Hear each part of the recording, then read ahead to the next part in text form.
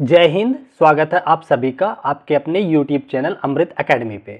हम लोग अपना सीटेट पेपर 2 के लिए प्रिपरेशन कर रहे हैं, जिसमें से अपना मैथ का 20 डेज सीरीज चल रहा है। ठीक है ना, ये 20 डेज सीरीज है। इसमें हम लोग 2018 से 24 तक के क्वेश्चन, साथ ही साथ जो प्रैक्टिस सेट है, जो कुछ प्रैक्टिस क्वेश्चन है एक्स्ट्रा, उनको हम लोग कवर कर रहे हैं। ठीक है ना, विद डिटेल में एकदम। ठीक है, तो ये क्लासेस आपकी 20 डेज चलने वाली हैं। ठीक है, जिसमें से आज आपका 9th डे है। 8 डेज तक अपना कल क्लास कंप्लीट हो चुका है, आज है आपका 9वां दिन। ठीक है ना, तो चलिए बिना टाइम वेस्ट किए आज की क्लास को हम लोग आगे बढ़ाते हैं। और जो लोग चैनल पे नए हैं तो चैनल को सब्सक्राइब करके बाकी जो पिछली वीडियोज़ हैं उन सारी वीडियोज़ को एक एक करके कंप्लीट कर लीजिए। यकीन मानिए, जिसने भी ये 20 डेज क्लास केवल प्रैक्टिस कर लिया, आपका एक भी क्वेश्चन इससे बाहर नहीं जाएगा, इस बात का मैं दावा करता हूँ। ठीक है ना, तो चलिए बिना टाइम वेस्ट किए अपनी एक एक क्लास को, एक एक क्वेश्चन को आगे बढ़ाते हैं। ठीक है, पहला क्वेश्चन ध्यान से पढ़िएगा। कह रहा है निम्नलिखित में से कौन कथन सही है। ठीक है ना, तो आपको करेक्ट वाला पकड़ना है इसमें। ठीक है, पहला कह रहे हैं कि दो अभाज्य संख्याओं का योगफल सदैव एक अभाज्य संख्या होता है। तो क्या बताओ, क्या ये सही है या गलत है। ठीक है ना, कह रहे दो अभाज्य संख्या है, तो दो अभाज्य संख्या है, जैसे मान लो मैंने ले लिया, एक 7 ले लिया, एक 2 ले लिया। ठीक है, कह रहे हैं कि इनका योगफल सदैव अभाज्य होता है। क्या, तो 7 और 2, 7 प्लस 2 करोगे तो ये तो 9 हो गया। ये तो अभाज्य नहीं है, ये 9 तो एक भाज्य होती है। अभाज्य और भाज्य समझ रहे हो ना। अभाज्य संख्याएं वो होती है जो केवल खुद से कटे और एक से कटे। भाज्य संख्याएं वो होती है खुद एक और किसी अन्य संख्या से भी कटे। ठीक है ना, तो ये 3 से भी कटता है 9। तो ये तो गलत हो गया, पहला स्टेटमेंट गलत है, तो ये आपके आंसर में नहीं आना चाहिए। तो आप ऑप्शन एलिमिनेट कर सकते हो जहां जहां एक दिखे, तो पहला ऑप्शन तो कभी नहीं आंसर होगा इसका। समझ गए यहां तक, वेरी नाइस। दूसरा देखिए आपसे क्या कह रहा है कि एक भाज्य संख्या विषम संख्या हो सकती है। तो कोई भाज्य संख्या विषम संख्या हो सकती है क्या। A composite number can be odd, तो बिल्कुल हो सकती है। ठीक है ना, जैसे एक भाज्य संख्या मान लो 9 को ही ले लिया। ठीक है ना, तो कह रहे हैं ये विषम हो सकती है क्या, 9 विषम संख्या होती है। ठीक है ना, तो विषम का कॉन्सेप्ट क्या होता है, ऐसी संख्याएं जो 2 से ना कटे। ठीक है ना, उन्हें हम विषम कहते हैं। जो 2 से कटती है उन्हें हम सम कहते हैं। तो 2 से तो 9 नहीं कटता है। ठीक है, दूसरी क्या कहें कि ये कंपोजिट है, मतलब भाज्य है। हाँ बिल्कुल भाज्य है, तो दोनों क्राइटेरिया सेटिस्फाई कर रहा है, तो हमारे आंसर में 2 तो आएगा। ठीक है ना, ऑप्शन के अगर जाएं तो आपका आंसर या तो बी होगा या तो सी होगा। ठीक है, दोनों में से कोई एक होगा, तीसरा तो डी तो होगा नहीं। क्यों, क्योंकि 2 आना चाहिए आंसर में, तो डी में तो 2 कहीं है ही नहीं। ठीक है ना, अब 3 को और चेक कर लेते हैं। कह रहा है कि 2 एकमात्र सम अभाज्य संख्या है। ये मैंने आप लोगों को एकदम रटवाया हुआ है कि सबसे छोटी प्राइम नंबर कौन सी होती है, 2 होती है, और इसी को सबसे छोटी अभाज्य प्राइम नंबर भी कहा जाता है। ठीक है ना, तो आई होप ये आपको याद भी होगा। तो 3 भी सही है, तो आपका जो करेक्ट आंसर होगा वो कौन सा हो जाएगा, 2 और 3। ठीक है ना, तो 2 3 आपका एक साथ हो जाएगा, तो आपका जो करेक्ट ऑप्शन आ जाएगा बी ऑप्शन हो जाएगा। आप चाहें तो इसको चेक भी ना करो, पर मैं आपको करवा देता हूं। कह रहा है सबसे छोटी अभाज्य संख्या 1 है। आपकी नॉलेज के लिए बता दूं कि 1 को ना तो अभाज्य में रखा जाता है और ना ही भाज्य में काउंट किया जाता है। ये आप नोट करके रखना, इसलिए ये भी आपका क्या हो गया, गलत हो जाता है। ठीक है ना, तो करेक्ट ऑप्शन क्या हो गया, B is the correct option. चलें आगे बढ़े, चलिए नेक्स्ट क्वेश्चन की तरफ बढ़ते हैं। बहुत शानदार शानदार क्वेश्चन है, आप लोगों को ध्यान से एक एक चीज को ऑब्जर्व करना है। ठीक है ना, देखिए ये थोड़ा सा अलग टाइप का क्वेश्चन है, ध्यान से सुनिएगा। कह रहा है किसी कक्षा के 2 सेक्शनों में 18 और 24 विद्यार्थी हैं। ठीक है ना, कितने विद्यार्थी हैं, एक में 18 है, दूसरे में 24 हैं। कह रहे हैं प्रायोगिक कार्य के लिए इन विद्यार्थियों को अधिकतम समान माप वाले समूह में विभाजित किया जाने वाले समूह की संख्या क्या है। अधिकतम समान समूह में आपको विभाजित करना है। ठीक है ना, तो जरा आप देखिए 18 है और 24 है।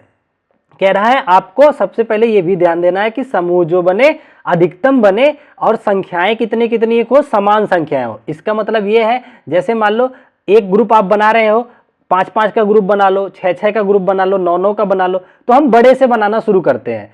अगर मान लो सबसे बड़ा, अगर हम दोनों देखें 9 से बनाना चाहे 9 का ग्रुप, तो देखिए 9 के ग्रुप में तो ये डिवाइड हो जाएंगे बच्चे, 9-9 के बच्चे, लेकिन 24 9 से कटता ही नहीं, तो यार 9 से बटेगा नहीं। ठीक है ना, अब हम 6 के बांट लेते हैं, क्योंकि हमें बड़े से बड़ा ग्रुप बनाना है। इसने कह रखा है ना अधिकतम समान माप वाले, ये अधिकतम वर्ड दिया है ना, तो हम बड़े से शुरू कर रहे हैं। ठीक है ना, देखो और अच्छे से समझना है। मान लो मैं ऐसा ग्रुप बना रहा हूं जिसमें 18 बच्चे ले रहा हूं, तो एक ग्रुप एक क्लास को बना दिया, लेकिन इसमें तो बटेंगे ही नहीं, 18 के भाग में तो कभी बट नहीं पाएगा 24, कैसे बटेगा, ठीक है, ये नहीं हुआ। तो उससे छोटा आते हैं, मान लो हमने 9 का ट्राई किया, ठीक है ना, या उसके बीच में कोई नहीं काट पाएगा इन दोनों को, 9 भी नहीं काट रहा है, तो हम 6 का बनाएंगे। 18 को हम 6 के ग्रुप में बनाएंगे तो 3 ग्रुप बनेगा, 6 बच्चे 6 बच्चे 6 बच्चे। 24 को देखिए बन जाता है क्या, हाँ 6 चौके 24 होता है, 6 6 6 और 6, यहाँ पे 4 ग्रुप बन जाएंगे, ये मैक्सिमम बनेगा। ग्रुप बनाने को तो आप 2-2 बच्चों का भी बना सकते हो, लेकिन इसने अधिकतम की बात करी है, तो हम ऊपर से बनाना शुरू किए हैं, तो ऊपर से सेम नंबर का ग्रुप अधिकतम 6 का बन रहा था, ठीक है ना। 9 का पॉसिबल नहीं था, 11 का पॉसिबल नहीं है, 14 का है नहीं, मैक्सिमम 18 तक जा सकते थे, 18 भी नहीं था। तो आपको देखो टोटल कितने ग्रुप यहां देखने को मिलेंगे, 1 2 3 4 5 6 7 ग्रुप देखने को मिलेंगे। तो इसका जो करेक्ट आंसर हो जाएगा 7 इज द करेक्ट ऑप्शन, ठीक है ना। आई होप आपको क्वेश्चन समझ आ गया होगा। चलो बाकी अगर किसी को कोई डाउट रहता है तो आप लोग कमेंट किया करिए, ठीक है, मैं उसको पक्का सॉल्व कर दूंगा, ठीक है ना। चलो अगला क्वेश्चन ध्यान से देखिए। देखिए ऐसे क्वेश्चन को आप बिना पेन छुए कर सकते हैं, बिना पेन का आंसर मैं इसका बता सकता हूं, तो आप लोग भी ऐसे ही ट्राई करना। जैसे ध्यान से देखो, यहाँ पे पावर -2 दे रखा है, किसका, 1/3 का। तो अगर मैं इस पावर को पॉजिटिव बनाना चाहता हूं सपोज, तो मैं क्या करूंगा, 3 को ऊपर ले जाऊंगा, तो 3 को ऊपर ले जाऊंगा तो पावर हो जाएगा 2+ का, क्योंकि जब पावर प्लस बनाना होता है तो रेशियो को उलट देते हैं, ठीक है ना। तो 3 की पावर 2 तो 9 बन जाएगा ये, तो ठीक है ना। उसी तरीके से 4 की पावर प्लस बनाओगे तो ये -4 बन जाएगा, और ये ऊपर -2 है, तो 9 में से 4 चला जाएगा तो ये 5 की पावर हो जाता है -2। और अगर इसको आप पावर प्लस बनाना चाहते हैं तो इसको भी उलट दीजिए, 1/5 की पावर 2 प्लस हो गया, तो 1/5 की पावर 2 कितना हो जाता है, 25 हो जाता है। तो 1/25 बी आपका करेक्ट आंसर हो जाएगा। ये आप डायरेक्ट कर सकते थे बिना पेन हाथ लगाए, ठीक है ना, समझ गए। चलिए आगे बढ़ते हैं अपने अगले क्वेश्चन की तरफ। ये देखिए एक ऐसा क्वेश्चन है, सबसे पहले मैं इस पे थोड़ा सा आप लोगों को बता दूं कि ये क्वेश्चन जब आया था तो सीबीएसई ने इसको नेग्लेक्ट कर दिया था, ऑप्शन में नहीं लिया था। क्यों, क्योंकि अभी इसको जब सॉल्व करेंगे ना तो 4 में से कोई भी ऑप्शन मैच ही नहीं करेगा, पहली बात तो ये है, ठीक है ना। तो इसको सीबीएसई द्वारा कट कर दिया गया था, पर मैंने इस क्वेश्चन को इसलिए ले लिया कि सपोज दैट अब इसके ऑप्शन को करेक्ट करके आपके क्वेश्चन में दे दिया जा सकता है, तो आपको ये कॉन्सेप्ट पता होने चाहिए, ठीक है ना। तो इसका हम अपने से आंसर ले लेंगे कोई जो सही होगा। देखो कहना क्या चाह रहा है, कह रहा है यदि 1.5 गुणा 10⁻6 और 3.7 गुणा 10⁻7 के योग को p गुणा 10⁻n के मानक रूप में, देखिए मानक रूप में व्यक्त किया जाता है, तो 2p + n का मान क्या होगा। सबसे पहले देखिए यहाँ पे इससे तुलना करना है आपको, p गुणा 10⁻n, तो आपको ना इसको क्या करना है, यहाँ 10⁻7 है तो इसको भी हम 10⁻7 बनाएंगे। तो सोचो वह 1.5 गुणा 10⁻6 है, तो अगर मैं इसको चाहूँ तो 0.15 गुणा 10⁻7 बना सकते हैं। आप कहोगे कि जी सर बना सकते हैं, प्लस 3.7 गुणा 10⁻7। अब देखिए 10 की घात जब 7 समान है, ठीक है ना, एक सेकंड फोन बज रहा है, अच्छा हाँ, देखिए जब 10 की घात 7 ये समान अगर हो जाते हैं, तो जब आप इसको जोड़ोगे तो 10 की घात 7 तो कॉमन ले लीजिए, ठीक है ना। अब इनको जरा जोड़िए कितना आ जाएगा, ठीक है। तो आपके साथ योग कहा है ना, हाँ योग कहा है, तो जोड़ेंगे जब तो ये आपके सामने आ जाएगा, दशमलव के बाद यहाँ एक 0 मान लीजिए तो 5 आ जाएगा, और 7 1 8 आ जाएगा, फिर दशमलव आ जाएगा, 3 आ जाएगा, 3.8 आ जाएगा। तो आपके सामने जो नंबर बन के आएगा वो कितना आ जाएगा, 3.85 गुणा 10⁻7। तो कह रहा है कि अब देखो आपसे पूछ रहा है 2p + n की वैल्यू, लेकिन आपको तो p पता नहीं है, आपको इससे तुलना करना है। देखिए यहाँ p गुणा 10⁻n है, तो n कितना हो जाएगा, आप तुलना करोगे 10 की घात वाली चीजें n के बराबर हो जाएगी, तो n आपका 7 हो जाएगा, ठीक है ना। तो इस हिसाब से p कितना होना चाहिए, तो आप कहोगे p सर ये पूरा होना चाहिए, 3.85 होना चाहिए, बिल्कुल होना चाहिए, तो p आपका आ जाएगा 3.85। ये दोनों आ गए, तो अब आपसे उसने 2p + n, एक सेकंड, हाँ सॉरी, आपसे पूछा है 2p + n की वैल्यू पूछा है। जब ये 2p + n की वैल्यू पूछा है तो ये सारी चीजें यहां रख के सॉल्व करते हैं। देखिए 2 गुणा 3.85 प्लस n की जगह कितना हो जाएगा 7, ठीक है ना। अब इसको जब आप सॉल्व करोगे ना तो इसको देखिए करिए, 2 × 5 10 के 0, कैरी लगा 1, ठीक है ना, 2 × 8 16 1 17 का 7, कैरी लगा 1, 2 3 6 1 7, तो ये 7.7 आ गया। अब इसमें 7 जोड़ोगे जब तो 7 7 14.7 आएगा। तो इसका आंसर जो आएगा 14.7 आएगा। लेकिन आप देखोगे तो इसका कहीं पे भी 14.7 आंसर ही नहीं दिया हुआ है। हो सकता है एग्जामिनर इस बार इसको ठीक करके आपको आंसर दे दे, तो इसका आंसर ये डी हम मान लेंगे, ठीक है ना। अदरवाइज ये जब पेपर में आया था तो इसको नेग्लेक्ट कर दिया गया था, कैंसिल मान लिया गया था। समझ गए। चलिए आगे बढ़ते हैं अपने अगले क्वेश्चन की तरफ। ये देखिए अगला बहुत प्यारा सा क्वेश्चन दे रखा है। इसमें कह रहा है किसी समबाहुभुज के बाह्य कोणों और अंतः कोणों का अनुपात दे रखा है 1:8। ये बाह्य वाला है, ये अंतः वाला है। तो कह रहा है उस बहुभुज की कितनी भुजाएं होंगी। चलो हम एक जनरल मान के चलते हैं। मान लिया हमारे पास n भुजाओं वाला एक बहुभुज है। कितनी भुजा वाला? n भुजाओं वाला। तो n भुजाओं वाले बहुभुज के बाह्य कोण क्या होता है? बाह्य कोण का फार्मूला होता है, नोट कर लीजिए, बाह्य कोण बराबर होता है 360/n होता है, ठीक है ना। और n बहुभुज के अंतः कोण का फार्मूला क्या होता है? इनर एंगल का अंतः कोण का अंतः कोण, ये फार्मूला आपका होता है 180 गुणा n-2/n होता है, ठीक है। ये होता है बाह्य कोण और अंतः कोण, ठीक है। ये बात समझ गए। अब इन्होंने कहा इनका जो अनुपात है, ये बाह्य कोण और अंतः कोणों का जो अनुपात है 1:4 दे रखा है। तो मैं इनको अनुपात बना देता हूं, यही बराबर में लिख देता हूं 1/4। अनुपात का मतलब बटाई तो है, ठीक है ना। ये हो गया। अब अगर हम देखें तो n से n तो देखो डायरेक्टली कट गया। साथ ही अगर 0 से 0 काटे, 18 कम 18, 18 दूनी 36, ये भी कट गया। तो आपका जो इधर आएगा कितना आ जाएगा? 2 बचा नीचे n-2, तो 2/n-2 ये बराबर हो जाएगा 1/4 के, ठीक है ना। जब ये 1/4 के हो जाएगा, आप सॉल्व कीजिए तो यहाँ इसका गुणा कर दीजिए, 4 दूनी 8, ये आ जाएगा n-2। तो मैं थोड़ा सा स्पेस ले लेता हूँ, एक सेकेंड। ये आपका आ जाएगा कितना? 8 बराबर n-2। तो n कितना आ जाएगा? 2 इधर आके जुड़ जाएगा, तो n बराबर आपका आ जाएगा 10। तो इसका मतलब भुजाओं की संख्या कितनी है बहुभुज के? 10 है, ठीक है ना। तो ये आपको याद रखना है। ये फार्मूले, बाह्य कोण होता है 360/n, अंतः कोण होता है 180 गुणा n-2/n, ठीक है ना। तो ये आप लोग एक बार लिख लीजिएगा। बल्कि आप लोगों को पता है कि अपनी माइंड मैप की क्लासेस आने लग गई है, तो जब मैथ की माइंड मैप आएगी तो उसमें मैं इस चीज को नोट कर लूंगा, ठीक है ना, कि ये भी आप लोगों को बताना है क्योंकि इस पे क्वेश्चन पूछा गया है। समझ गए आप? Very nice. चलिए अच्छा, आप लोगों ने जिसने भी नहीं देखा है माइंड मैप की क्लास, तो प्लेलिस्ट में जाइएगा, ऊपर पहली ही प्लेलिस्ट बन चुकी है, एक माइंड मैप आ चुका है, आप देखिएगा, आपको बहुत मजा आएगा उसको देख करके, ठीक है। चलो आगे देखते हैं क्या कहना चाह रहा है अगला क्वेश्चन। एक अभिकथन और कारण का क्वेश्चन है, ठीक है। इसको मैं थोड़ा सा हिंदी वाले पे ले आता हूं। ये रहा, देखिए कह रहा है कि एक अष्टभुज में 8 सममित रेखाएं होती हैं।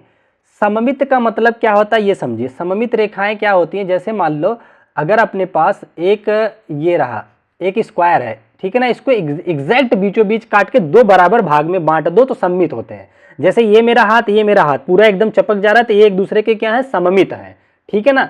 तो यही वो कह रहे हैं कि एक अष्टभुज में 8 सममित रेखाएं होती हैं क्या। तो देखिए अगर ये अष्टभुज सम होता, 1 2 3 4 5 6 और ये 7 और ये 8, अगर ये अष्टभुज के साथ समवर्ड जोड़ा होता कि सम अष्टभुज, तो इसमें जितनी भुजाएं उतने ही क्या आ जाते? इसके वो आ जाते, सममित रेखाएं आ जाती, ठीक है। तो 8 सममित रेखाएं हो जाती। लेकिन ये कब होती? जब वो बोलता कि सम अष्टभुज। लेकिन इस बंदे ने, मतलब एग्जामिनर ने यहाँ पे समवर्ड नहीं दिया है, तो अष्टभुज तो कैसा भी बन सकता है, एक भुजा इतनी, एक भुजा बड़ी सी, फिर छोटी सी, फिर इतनी बड़ी सी, तो आप कभी भी सममित में नहीं कट कर सकते। तो इसलिए अभिकथन तो गलत हो गया आपका। क्यों गलत हुआ? रीजन पता चल गया ना, क्योंकि इसने सम नहीं लिखा है। बी क्या कह रहे हैं? कह रहे हैं कि एक सम, देखिए सम बहुभुज में सममित रेखाओं की संख्या उसकी भुजाओं की संख्या के बराबर होता है। बिल्कुल सही बात इन्होंने कह दी इस बार, ठीक है ना, कि सम बहुभुज है अगर, तब जाकर के, अगर ये सम है तब जाकर के उतनी ही रेखाओं, उतनी ही सममित रेखाएं खींची जा सकती हैं जितनी की भुजाएं हैं। तो ये तो बिल्कुल सही कह रखा है, ठीक है ना, यहाँ पे सम वर्ड ले रखा है। तो इसका जो करेक्ट आंसर होगा A is wrong and R is correct. कहाँ है? ए और आर दोनों सत्य, ए असत्य परंतु आर सत्य बी पे दे रखा है, ठीक है ना। तो इसका जो करेक्ट आंसर हो जाएगा आपका बी ऑप्शन करेक्ट हो जाएगा। आगे बढ़ते हैं अपने अगले क्वेश्चन की तरफ, ठीक है। आई होप आप लोगों को वीडियो पसंद आ रही होगी, तो लाइक शेयर सब्सक्राइब करना ना भूलिएगा, ठीक है ना। और प्रैक्टिस जरूर करना, देखिए एक कॉन्सेप्ट की क्लास चली है, मैं आपको सजेस्ट करता हूँ कॉन्सेप्ट की क्लास जरूर देख लेना, चाहे 2 रात में ही निपटा देना। 20 क्लासेस है, इतना तो कर सकते हो, 10 क्लास आराम। अगर आप ये वीडियो आपको लास्ट में भी मिलती है एग्जाम के 1-2 दिन पहले ना, मान लो हफ्ता भर पहले अगर आप देखना शुरू करते हो, तब भी कॉन्सेप्ट की 20 क्लास है, आप 2-3 रात में उसको निपटा सकते हो, क्योंकि आधे घंटे की कॉन्सेप्ट क्लास है। उसकी देखने के बाद प्रैक्टिस आपको सब समझ आएगा। ठीक है, अगले क्वेश्चन में क्या कह रहा है, निम्नलिखित कथनों पर विचार करें। कह रहा है सभी आयत वर्ग होते हैं क्या? बहुत बड़ी गलती कर रखा है। ठीक है ना, सारे आयत वर्ग कैसे हो सकते हैं? वर्ग की डेफिनेशन होती है कि चारों भुजाएं बराबर हो, साथ में चारों कोण 90 के हो। इसमें आयत तो ऐसा भी होता है जिसकी सारी भुजाएं बराबर नहीं होती है। ठीक है ना, तो ये तो ऑप्शन में नहीं आ सकता, तो एक जहां जहां है उसको काट देते हैं, तो एक ही जगह था हमने काट दिया। अच्छा, कह रहा है सभी समचतुर्भुज समानांतर चतुर्भुज होते हैं, मतलब ऑल रोम्बस आर पैरेललोग्राम। ठीक है, रोम्बस कैसा होता है? तो इस तरीके से होता है रोम्बस। ठीक है ना, रोम्बस की चारों साइड बराबर होती है। ठीक है, ये चीज का आपको पता होना चाहिए, और अपोजिट जो साइड होती है पैरेलल होती है। ठीक है ना, वेरी नाइस। तो कह रहे हैं कि हाँ, तो ठीक है, तो इसका मतलब ये कह रहे हैं कि ऑल, इसको यहाँ रहा, ऑल रोम्बस आर पैरेललोग्राम। ठीक है, पैरेललोग्राम का भी परिभाषा ये होती है कि अपोजिट साइड जो है पैरेलल होनी चाहिए। ठीक है, तो ये बिल्कुल सही है, तो सेकंड वाला तो आपका करेक्ट हो जाएगा। तो देखिए बेसिक डेफिनेशन से क्वेश्चन है, तो ये आपको पता होने चाहिए, कॉन्सेप्ट क्लियर रहना चाहिए। अगला क्या कह रहे हैं कि सभी वर्ग समानांतर चतुर्भुज नहीं है। कह रहे हैं सभी वर्ग समानांतर चतुर्भुज नहीं है, जबकि है। वर्ग का मतलब ही क्या है कि ये सारी भुजाएं बराबर हो, और विपरीत, जब देखो वर्ग में अपोजिट साइड जो वो अपने आप में पैरेलल भी होती हैं, क्योंकि इनके बीच का कोण 90, यहाँ पे भी 90, यहाँ पे भी 90, यहाँ पे भी 90, तो ये पैरेलल भी हो गई। लेकिन ये कह रहा है कि नहीं होते हैं समानांतर चतुर्भुज, ये गलत बात कह दिया इसने। तो जहां 3 है उसको भी काट दीजिए।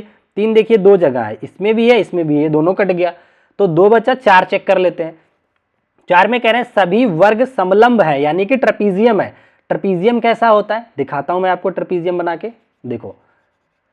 ट्रेपीजियम में ये होता है कि इस तरीके से 2 पैरेलल साइड होती हैं और बीच में 2 नॉन पैरेलल साइड होती है। ठीक है ना, लेकिन ये जरूरी नहीं है नॉन पैरेलल ही हो, बस ये कहता है कि ये 2 पैरेलल होनी चाहिए, ये नॉन पैरेलल हो चाहे पैरेलल हो, डजंट मैटर। तो हम ये भी तो बना सकते हैं, ये भी बना सकते हैं कि ये तो मैंने कह दिया पैरेलल है, साथ में मैंने किया ये भी पैरेलल है, तो कोई गलती नहीं है, क्योंकि इन्होंने इसके बारे में कोई बात नहीं कह रखी है, तो ये भी एक ट्रेपीजियम होगा। तो इसका मतलब सभी जो स्क्वायर है, ये स्क्वायर मैंने बना दिया, और सभी स्क्वायर क्या हो गए आपके ट्रेपीजियम के रूल को फॉलो करेंगे, तो फोर्थ वाला भी आपका करेक्ट आंसर होगा। ठीक है ना, तो 2 और 4 कहां दे रखा है? डी ऑप्शन में दे रखा है, हाँ डी पे दे रखा है 2 और 4। वैसे 3 ऑप्शन कट गए थे, तो डी आप वैसे भी मार्क कर सकते थे। ठीक है, चलिए आगे बढ़ते हैं अपने अगले क्वेश्चन के लिए। अगला देखिए आपसे क्या कहना चाह रहे हैं, बहुत ही अच्छा क्वेश्चन है। ठीक है ना, ये एक प्रायिकता का क्वेश्चन है। ठीक है ना, पहले मैं आपको प्रोबेबिलिटी का कॉन्सेप्ट समझाता हूं। प्रोबेबिलिटी, मान लो किसी काम के होने या ना होने की प्रोबेबिलिटी अगर हमें निकालनी होती है, तो एक चीज ये ध्यान लो, कोई काम होगा या कोई काम नहीं होगा, दोनों का जब योग किया जाएगा उनकी प्रोबेबिलिटी का, तो उसका आंसर 1 आता है हमेशा। ठीक है ना, तो ये याद रखना। और एक आंसर, एक बात और याद रखना, किसी भी संख्या की प्रोबेबिलिटी कभी भी 1 से अधिक नहीं होती है। मैक्सिमम 1 हो सकती है, 0, या 1 से कम ही होती है, ये रखना। देखो किसी का अगर हम प्रोबेबिलिटी की बात करें तो नीचे टोटल आता है और यहाँ पे पॉसिबिलिटी आती है, कितना पॉसिबल है। ठीक है, तो क्वेश्चन पे आते हैं तो ज्यादा क्लियर होगा। कह रहा है कि विभिन्न पर्चियों पर 1 से 25 तक प्राकृतिक संख्याएं लिखी गई हुई हैं, एक पर्ची पर एक संख्या लिख करके। ठीक है, इन्हें एक बक्से में डालकर अच्छी प्रकार से मिला दिया जाता है। राज बक्से के अंदर से बिना देखे एक पर्ची निकालता है, इस पर्ची पर एक भाज्य संख्या आने की प्रायिकता क्या होगी? सबसे पहले तो आपको यह पता होना चाहिए कि 1 से 25 तक के टोटल भाज्य संख्याएं हैं कितनी, तभी तो आप बता पाओगे। तो एक बार हम क्या करते हैं, टोटल 1 से 25 तक के नंबर ही लिख लेते हैं। आपके सामने लिख देता हूं, 1 2 3 4, ये 5 6 7 8 9 10 11 12 13 14 15 हो गया, 16 17 और फिर 18 19 20 21 22 23 24, ये 25, ये आ गए। ठीक है ना, अब इसमें देखो कितने भाज्य हैं और कितनी अभाज्य हैं, तो जो अभाज्य उनको मैं काट देता हूं। 1 अभाज्य, 3 अभाज्य, 2 3 हो गया। ठीक है, 5 हो गया, 7 हो गया, 8 9 नहीं है, 10 नहीं है, 11 हो गया, 13 हो गया, 14, 15, 16, 17, 17 किसी से नहीं कटता है, 18, 19 नहीं कटता है, 20, 21 नहीं 21 तो कटता है, 7 या 21 कटता है ना, ये भाज्य में आता है।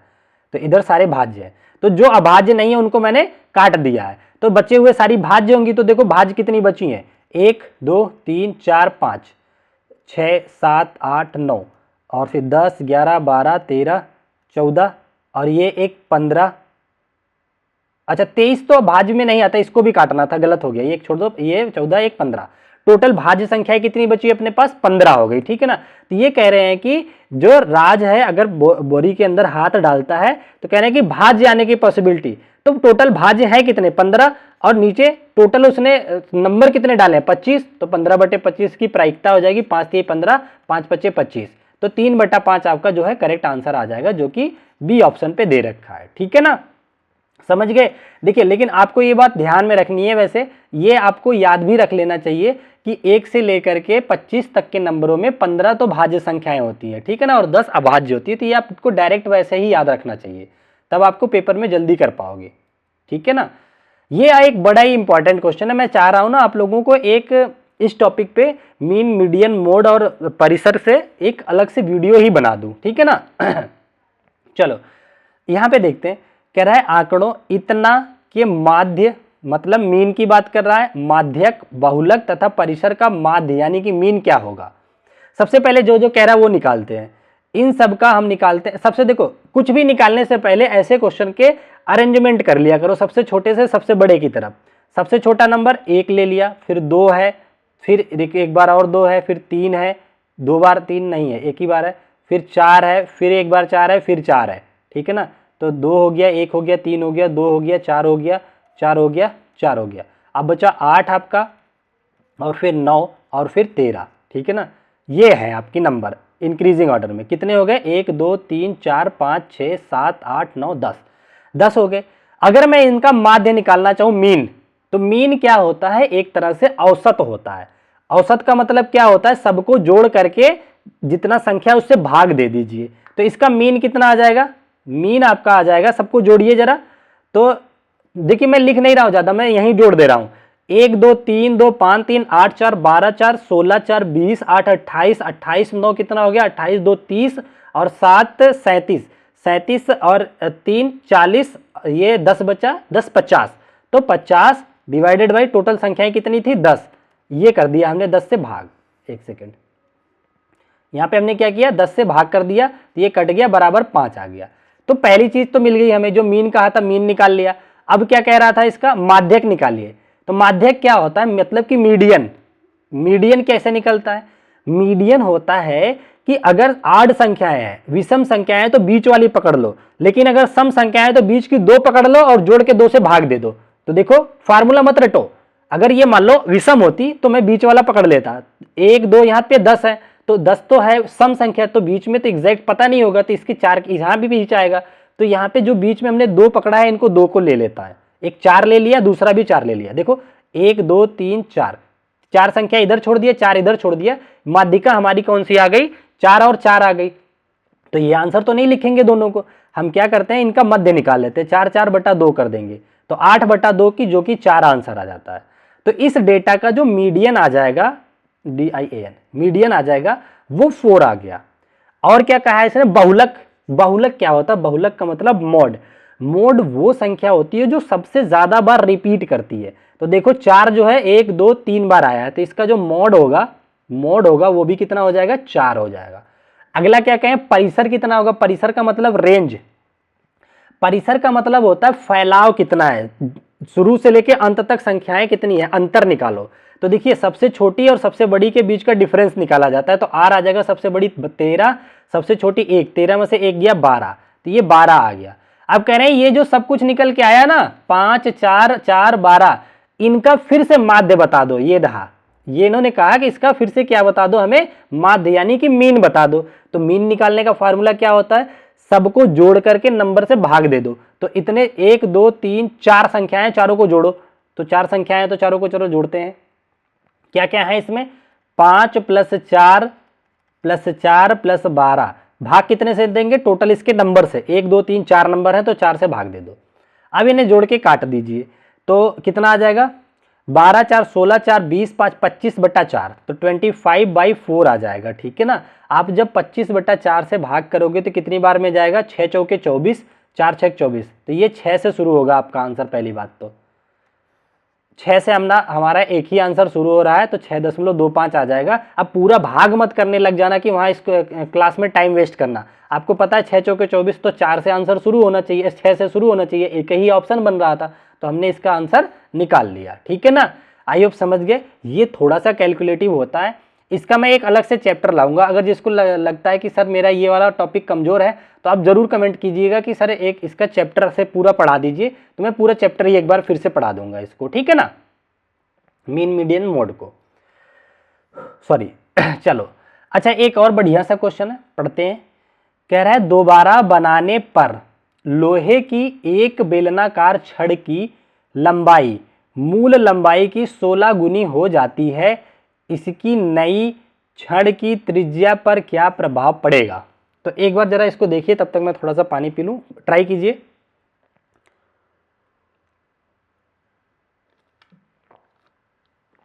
पढ़ लिया क्वेश्चन को, समझ आया कुछ। चलो मैं बताता हूं क्या कह रहा है। यहां पे कह रहा है दोबारा बनाने पर एक लोहे की छड़ बेलनाकार है। देखो किसी भी चीज को मोड़ करके तोड़ करके जब कोई नया पदार्थ बनाया जाता है तो उनका वॉल्यूम फिक्स रहता है, ये सच है, हमेशा वॉल्यूम क्या रहता है, फिक्स रहता है। ये कह रहे हैं कि एक बेलनाकार छड़ है, तो बेलन है, तो इसका वॉल्यूम क्या हो जाएगा, V1 पहले था, V2 तो पाई आर स्क्वायर एच होता है ना, पाई R1 स्क्वायर H1 लिख दो। दूसरी बार कह रहे हैं कि इसे एक दोबारा बनाने पर, तो दोबारा के लिए आ जाएगा पाई R2 स्क्वायर H2 लिख दीजिए। ठीक है ना, ये 2 बार हो गया, वॉल्यूम हो गया आपका। ठीक है, कोई दिक्कत नहीं है।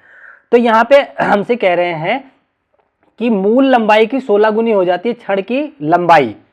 पहले अगर मान लो छड़ की लंबाई H1 मान लो हमने लिया था 1, H1 हमने लिया था 1, तो इसकी लंबाई थी दूसरी बार इन्होंने लंबाई कितना कर दिया, 16 कर दिया। 16 गुना, एक का 16 गुना 16 हो गया, 16 गुना हो गया। ठीक है, हमने कहा कोई दिक्कत नहीं बात है। ठीक है ना, यहाँ पे हो गया। अब देखिए यहाँ से पाई तो पाई वैसे ही कर जाएगा, इनकी तुलना ही करनी है, तो यहाँ R1 स्क्वायर हो जाएगा, यहाँ R2 स्क्वायर हो जाएगा।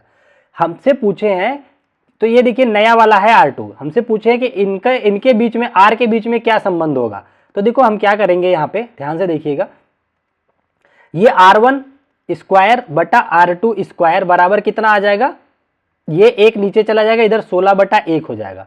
तो जब मैं R1 स्क्वायर करूंगा, सॉरी R1 बटा R2 करूंगा, स्क्वायर हटा देता हूं, क्यों, क्योंकि हमें R1 और R2 में तुलना करनी थी। मान लो R1 बटा R2 जब हमने किया तो 16 का स्क्वायर रूट कितना आ गया, 4/1 हो गया। अब हमसे पूछ रहे हैं कि नया वाला जो आधार वो होगा, रेडियस होगी, पुराने की तुलना में कितनी होगी। तो नया वाली है कौन, ये जो दूसरी बनी है ना, दोबारा जब बनाया गया, तो R2 जो है ये नई है, तो R2 हमें पता करना है कितना होगा। तो R2 को हम यहां भेज देते हैं, 4 को नीचे ले आते हैं, गुणा करते हैं, तो R2 बराबर आपका आ जाएगा, R2 बराबर आ जाएगा R1 बाई कितना, 4। ठीक है ना। तो पहले जितनी थी उसका कितना हो गया, ये देखो R1 क्या दर्शा रहा है, पहले वाली रेडियस, और R2 क्या दर्शा रहा है, अब वाली रेडियस। तो अब वाली रेडियस क्या है, पहले वाली रेडियस को 4 से भाग दे देनी है, तो पहले वाली रेडियस का 1/4 इसको बोलते हैं। क्या बोलते हैं, पहले वाली रेडियस की 1/4।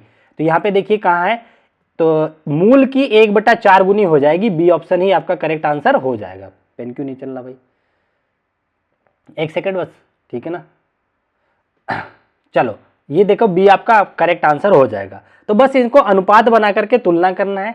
ध्यान ये रखना है कि जब भी आप किसी भी सॉलिड को एक रूप से दूसरे में बनाते हैं तो उनका वॉल्यूम को बराबर रखना। ये कॉन्सेप्ट अगर आपको पता है तो आप आराम से क्वेश्चन सॉल्व कर सकते हैं। ठीक है ना, वॉल्यूम बराबर करके। चलें आगे बढ़ते हैं हम अपने अगले क्वेश्चन की तरफ। ये रहा आपका नेक्स्ट क्वेश्चन। ठीक है ना, अच्छा देखिए ये वाले क्वेश्चन को थोड़ा सा कैलकुलेटिव है, अभी दिखाता हूं आपको। यहां पे आपसे कहना चाह रहा है कि तार के 2 टुकड़े हैं, ठीक है, प्रत्येक टुकड़े की लंबाई 144 सेंटीमीटर है। तार के एक टुकड़े से तो एक वर्ग बना दिया, ठीक है ना, जैसे एक स्क्वायर बना दिया, ये हमने स्क्वायर बना लिया। इसका परिमाप कितना है, भुजा मान लो ए है, तो परिमाप कितना दिया हुआ है, 144 दिया हुआ है। तो 4a बराबर दे रखा है 144, तो a कितना आ जाएगा आपका, 4 से काट दीजिए, 4 3 12, और 24 4 6 24, तो 36 आ जाएगी इसकी भुजा की लंबाई वर्ग की। ठीक है, कह रहे हैं तथा दूसरे 144 वाले के ही टुकड़े के आधार बंद आधार का एक अर्धवृत्त बनाया जाता है। बंद आधार का अर्धवृत्त, देखिए एक अर्धवृत्त हो गया, कह रहे हैं इसको बंद कर दो, आधार हमने बंद कर दिया, ये एक अर्धवृत्त बना दिया हमने। ठीक है भैया, कोई दिक्कत नहीं है, बनाया जाता है। कह रहा है वर्ग के क्षेत्रफल और अर्धवृत्त के क्षेत्रफल का अनुपात क्या होगा। ये देखिए अपने आप में इतना बड़ा क्वेश्चन है ना, आप सॉल्व करते रहेंगे इसमें और उसके बाद भी लगेगा कि आंसर सही आएगा कि नहीं आएगा। तो अब देखिए सबसे पहले तो इनके क्षेत्रफल को पता करना है हमें, है ना, एक से। अच्छा ये पूरा इसका परिमाप कितना होगा मुझे ये बताओ। पहले तो हमें ये पता है वृत्त का परिमाप होता है 2 पाई r, लेकिन ये है अर्धवृत्त तो हमने 2 से भाग दे दिया, इसका मतलब केवल पाई r बचा। तो अर्धवृत्त का परिमाप पाई r होता है। क्या ये सही है? नहीं सही है। क्यों? उसकी बात करते हैं, रुक जाओ इसको हटा दो। नहीं सही है, क्यों नहीं सही है ये बताओ। क्योंकि इसमें इधर से भी बंद उसने बोला है कि ये बंद है, बंद है तो यहां से r और r और जुड़ जाएगा तो प्लस 2r और जुड़ जाएगा, तो इसका जो पेरीमीटर आएगा कितना आएगा, पाई r प्लस 2r। पेरीमीटर कितना आएगा, पाई r प्लस 2r आएगा, ये आएगा। और ये पूरी रस्सी की लंबाई आ गई या तार है जो भी है, तो ये कितना दे रखा था 144, इसका मतलब ये बराबर हो जाएगा 144 के, ये आ गया। लेकिन इसमें से इसका काम नहीं चलने का, ये अब हमसे क्या कह रहा है कि वर्ग, एक सेकंड, कह रहा है कि वर्ग तथा वर्ग का क्षेत्रफल और अर्धवृत्त के क्षेत्रफल का अनुपात बताओ कितना होगा। तो देखिए हम क्या करेंगे, वर्ग का क्षेत्रफल अगर हम निकालना चाहेंगे तो कितना होता है, भुजा का वर्ग मतलब 36 गुणा 36, इसका अनुपात करना है किससे, यहां से पहले r कैलकुलेट करोगे, ठीक है ना, फिर निकालोगे क्या, अर्धवृत्त का क्षेत्रफल निकालोगे, तब जाकर के अनुपात करोगे। 1/2 गुणे पाई r स्क्वायर होता है, तो यहां से r निकालो पहले, तो फिर यहां रखो, फिर अनुपात पता करो। ठीक है ना, इतना पापड़ बेलने से बढ़िया है मैं आप लोगों को एक ट्रिक बताता हूं। वैसे इसको अब आप सॉल्व कर लोगे, इसको सॉल्व करके r निकाल लीजिए, 28 आता है। सॉल्व करने के बाद यहां पे रखेंगे तो आपको अनुपात पता चल जाता है, ठीक है ना, कि कितना आएगा। तो ये आपका जो अनुपात आता है 81/77 आ जाता है। लेकिन मैं आपको इसके बाद एक ट्रिक बताऊंगा, मैं इसको पेपर में कैसे करता वो बता दूं एक बार, क्योंकि मैं इस तरह से तो नहीं करता, क्योंकि टाइम इतना कम होता है, आप लोगों को पता है सीटेट का पेपर इतना बड़ा आने लगा है कि टाइम कम पड़ जाता है। तो ये सब तो एक बार एक काम करो, स्क्रीनशॉट ले लो, जिसको ये वाला सॉल्यूशन समझना है तो स्क्रीनशॉट ले लिया ना। अब मैं आपको बताता हूं कि इसको मैं कैसे करता। देखो ध्यान से देखिएगा, आपको बहुत मजा आएगा, ठीक है ना, बहुत ज्यादा कुछ नहीं करना होगा, जिस तरीके से मैं करना चाह रहा हूं। देखो एक चीज तो ये तय है कि इसने क्वेश्चन में पाई की वैल्यू हमें दे रखी है, तो आंसर में इसने पाई क्यों देगा। सोचो कभी, जब उसने पाई की वैल्यू दे रखी है तो इसका मतलब पाई की वैल्यू पुट करेंगे तो नंबर में हमारा आंसर आना चाहिए। तो जितने भी पाई वाले आंसर हैं उसको तो हम काट सकते हैं, पाई में तो आंसर आएगा ही नहीं, ठीक है ना। एक लॉजिक लगा रहे हैं, एक रीजनिंग लगा रहे हैं, पाई तो नहीं आ सकता क्योंकि उसने पाई दिया है तो हम पाई का इस्तेमाल कर लेंगे ना। अब पाई इस्तेमाल करेंगे तो नंबर में कुछ आएगा अनुपात, ठीक है। 2 ऑप्शन तो हमारे ऐसे ही कट गए। अच्छा एक चीज का ये ध्यान दो, हमारे पास अर्धवृत्त का क्षेत्रफल कितना था, पहले स्क्वायर का क्षेत्रफल का फार्मूला क्या होता है, भुजा का स्क्वायर, तो हमारे पास आया था 36 गुणा 36, ठीक है ना। इसको हमें करना था, इसका अनुपात निकालना था, मतलब डिवाइड करना था 1/2 गुणे पाई, पाई की वैल्यू रख देते, उसने दे रखा हमें, चलो नहीं चिंता करते हैं, जो दिया है वो तो लिख ही देंगे। इसको हम लिख लेते 22/7, ठीक है ना। अब पाई r स्क्वायर, तो r स्क्वायर कुछ होता हमें नहीं पता है कितना आएगा, इतना ले लिए।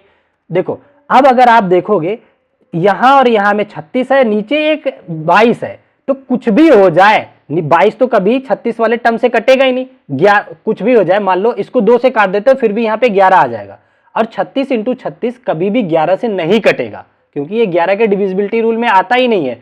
तो चाहे कितना भी कुछ कर लो, हमारा जो भी आंसर होगा उसका डिनोमिनेटर जो होगा, ये वाला पार्ट जो होगा, वो 11 से भाग होने वाली संख्या होनी चाहिए, ठीक है ना। क्या होनी चाहिए, 11 से भाग होने वाली संख्या होनी चाहिए। सब में चेक कर लो, अगर मान लो मैं इसको पाई वाले को भी आंसर कंसीडर करके चलता, इसमें जरा चेक करो, 11 से भाग होने वाली संख्या दिख रहा है, आप कहोगे कि सर नहीं, काट दो आंसर, नहीं, ठीक है ना। ये तो पाई वाला तो कट ही गया था। 81 कट रहा है क्या 11 से, नहीं कट रहा है। 77, केवल एक ऑप्शन बचा है जो 11 से कटेगा, तो आप ऐसे भी आंसर कर सकते हैं, ठीक है ना। इतनी बात आपको समझ आ गई होगी, तो आप इस तरीके से भी आंसर कर सकते हैं। बाकी लीनियर मेथड आप समझ गए कितना टफ था, तो आप चाहें तो ये मेथड अप्लाई कर सकते हैं। पहला क्या कि अगर पाई दिया है तो आंसर में पाई नहीं दिखेगा, क्योंकि भाई अनुपात है तो पाई कहीं ना कहीं कट के एडजस्ट होना ही होना है। दूसरी ये बात कि पाई की वैल्यू 22/7 होती है। जब भी 22/7 आए ना, जहां कहीं किसी क्वेश्चन में पाई अगर इन्वॉल्व हो रहा है तो आपका आंसर 11 का डिविजिबल ही आता है 99% केस में। तो आप 11 की डिविजिबिलिटी ढूंढ लीजिएगा, 77 केवल 11 से कट रहा था, ये मेरा आंसर हो जाएगा। ठीक है ना। तो जिसको जिस तरीके से अच्छा लग रहा है वो ट्राई कर सकता है। ठीक है, चलें आगे बढ़ते हैं अपने अगले क्वेश्चन की तरफ। ये देखिए आपका नेक्स्ट क्वेश्चन दे रखा है। इसमें देखिए आपसे क्या कहना चाह रहा है, ध्यान से पढ़िएगा।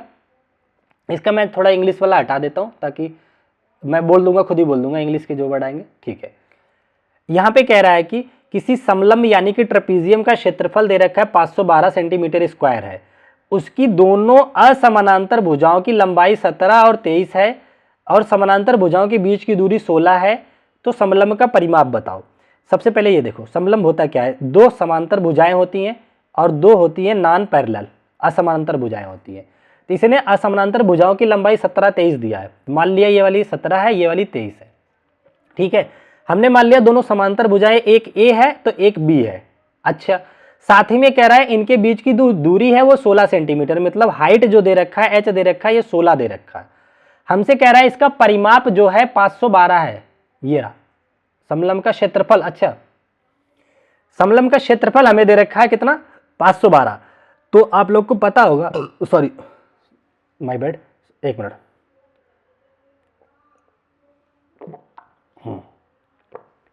समलंब का क्षेत्रफल क्या होता है, तो आप कहोगे कि सर 1/2 गुणे समानांतर भुजाओं का योग, यानी कि a प्लस बी, समानांतर भुजाएं a और b लिया है, गुणे बीच की ऊंचाई h, ये होता है क्षेत्रफल।